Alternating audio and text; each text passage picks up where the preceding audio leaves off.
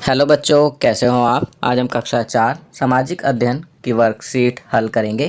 पाठ 6 भारत के पठारी भाग। तो चलिए वर्कशीट हल करते हैं।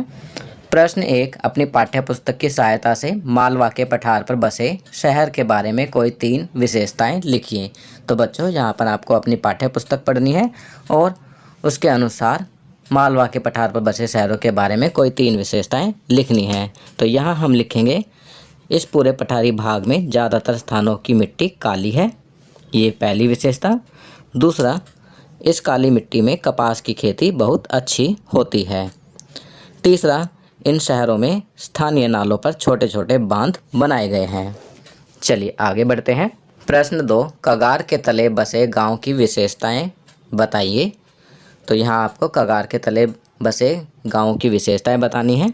तो इसका उत्तर लिखेंगे, कगार के तले बसे गांव के क्षेत्र में कगार से उतरते ही स्थानीय नालों पर छोटे छोटे बांध बनाए गए हैं। इससे 2 लाभ होते हैं। लोगों को सिंचाई के लिए पानी मिल जाता है। दूसरे, नदी के साथ आए कंकड़ पत्थर बालूकन खेत तक नहीं पहुंच पाते। चलिए आगे बढ़ते हैं। प्रश्न 3, पठारी भूभाग में स्थित गांव में खेती किस प्रकार की जाती है। तो इसका उत्तर लिखेंगे, यहाँ गेहूं चना मसूर की खेती करते हैं। फसलों को बदल बदल कर बोते हैं, जिससे मिट्टी उपजाऊ बनी रहती है। चलिए आगे बढ़ते हैं। प्रश्न 4, जंगल में रहने वाले आदिवासी लोगों के जीवन के बारे में 2 वाक्य लिखिए। तो बच्चों यहाँ पर आपको जंगल में रहने वाले आदिवासी लोगों के जीवन के बारे में 2 वाक्य लिखने हैं। इसका उत्तर लिखेंगे, ये जंगलों से तेंदुपत्ता शहद इकट्ठा करते हैं और पास के बाज़ारों में बेचते हैं। तेंदुपत्ता बीड़ी बनाने के काम आता है। जंगल से ही उनका जीवन यापन होता है। इस काम में गांव वालों को भी रोजगार मिलता है। चलिए आगे बढ़ते हैं। प्रश्न 5, पठारी भूभाग को देश का खजाना क्यों कहा जाता है। तो इसका उत्तर लिखेंगे, पठारी भूभाग में कई तरह के खनिज मिलते हैं, जैसे कोयला लोहा तांबा आदि। इन्हें हम ज़मीन से खुदाई करके निकालते हैं। छोटा नागपुर का पठार खनिजों के लिए विशेष रूप से जाना जाता है। इसी कारण पठारी भूभाग को देश का खजाना कहा जाता है। चलिए आगे बढ़ते हैं।